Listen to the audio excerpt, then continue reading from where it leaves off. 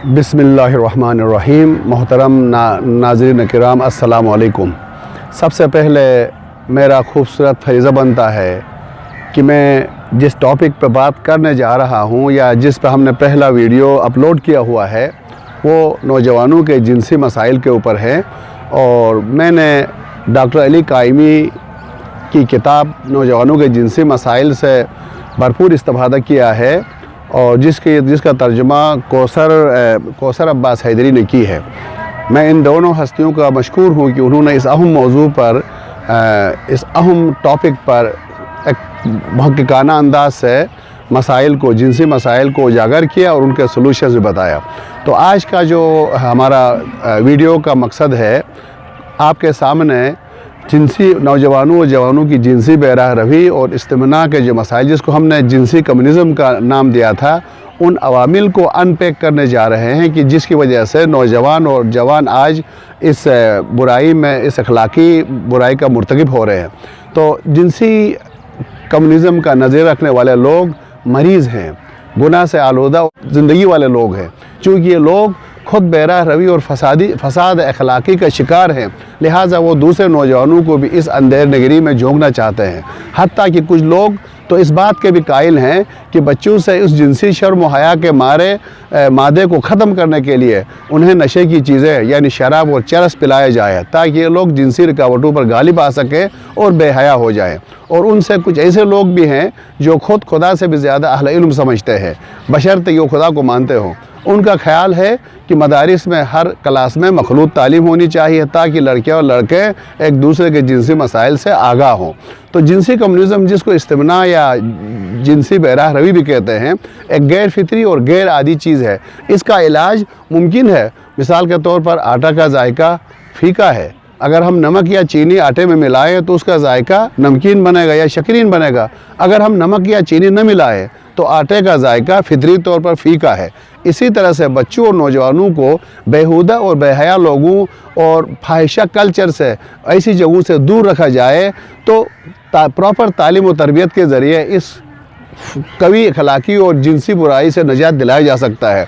इस बीमारी का इलाज करने से पहले उन अवामिल और असबाब का मालूम होना ज़रूरी है जो नौजवानों और जवानों को इस्तिमना या बेदर्दी से बग़ैर किसी कंट्रोल के अपनी उस क़ुव्वत हयात को ज़ाया करने का ज़रिया बनता है। तजर्बा और तहकीक से पता चला है कि बच्चों में, हत्ता कि दूध पीने वाले बच्चों में भी लाशऊरी तौर पर जिनसी खुद अर्ज़ाई या अपने आप से छेड़छाड़ का उनसर मौजूद है। दूसरा मरहला 4 साल की उम्र से शुरू होता है जो 8 साल तक रहता है, और तीसरा मरहला नौजवानी और बलोगत की हदूद से शुरू होता है। अगर इस उम्र में इंसान इस्तिमना या जिनसी बेराह रवी जैसी बीमारी का शिकार हो जाए और उसका इलाज न हो सके तो ये सिलसिला बुढ़ापे तक चलता रहता है। तहकीक ने दर्ज झेल अवामिल को, बहुत से अवामिल को तलाश किया है जो इस बीमारी का सबब बनते हैं।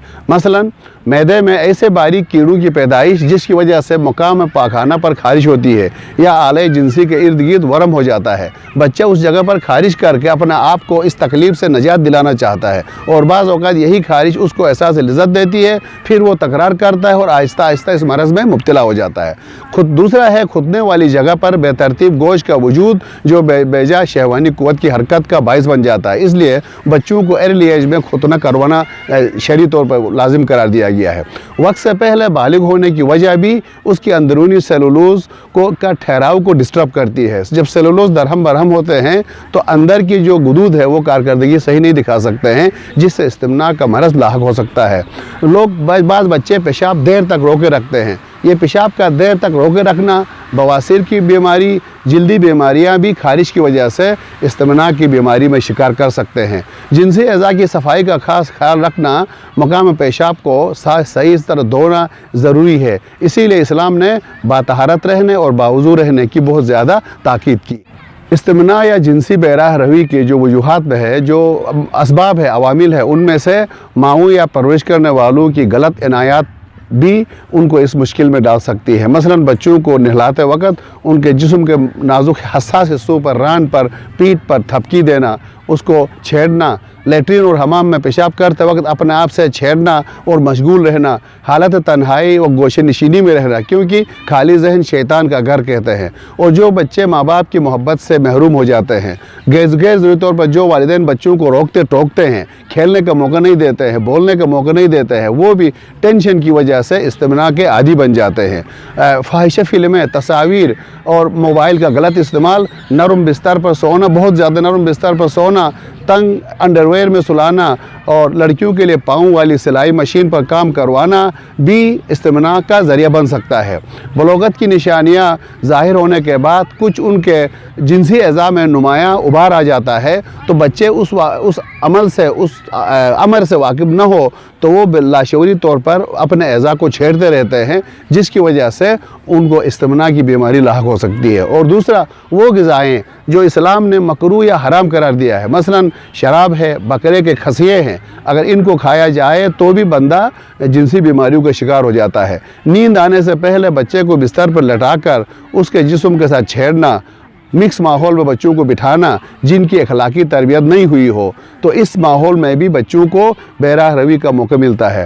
ماں باپ کا جوان بیٹی یا بیٹے کے رخسار پر بوسے دینا بھی ایک غیر فطری طور، غیر شعوری طور پر بچے کو یا بچی کو اس غلط راستے پر گامزن کر سکتا ہے۔ اسی لیے رشتہ داروں اور دوستوں کی طرف سے بچوں کو زبردستی گود میں بٹھانے اور پیار کرنے سے منع کیا گیا ہے نفسیات دانوں نے۔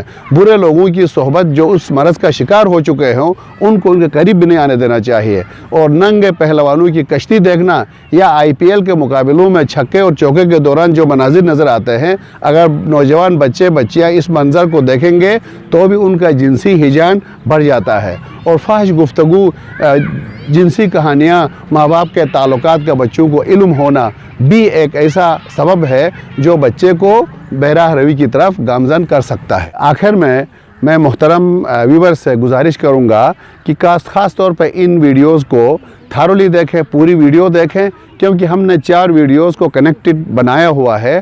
تو ابھی اگلے 2 ویڈیوز میں انشاءاللہ ہم جنسی بے راہ روی کے استمناء کے جو نقصانات ہیں وہ بتائیں گے، اور ریسرچ بیسڈ نفسیات دان اور ماہر جنسیات نے ان مشکلات کا علاج کیا بتایا ہے، تو ان کا تدارک اور علاج بھی ہم اگلے 2 ویڈیوز میں بتائیں گے۔ تو انشاءاللہ اگر آپ لوگ ہمارے ان ویڈیوز کو تھارولی دیکھیں اور خود بھی ریسرچ کریں اور ان اخلاقی برائیوں سے اپنے آپ کو بچائیں گے، تو آپ خود بھی صحت مند ہوں گے اور معاشرہ بھی صحت مند معاشرہ تشکیل پائے گا۔ والسلام علیکم ورحمۃ اللہ وبرکاتہ۔